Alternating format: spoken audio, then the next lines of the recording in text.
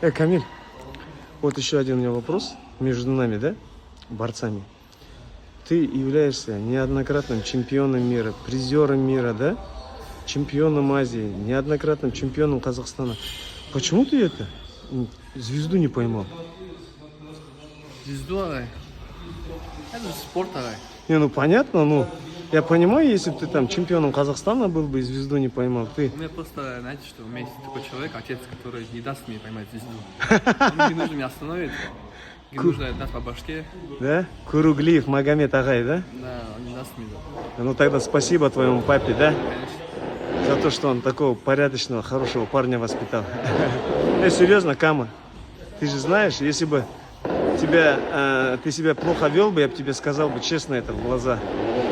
Вот таким же оставайся и всего себе самого лучшего, хороших результатов. Стань олимпийским чемпионом. Иншаллах, все хорошо.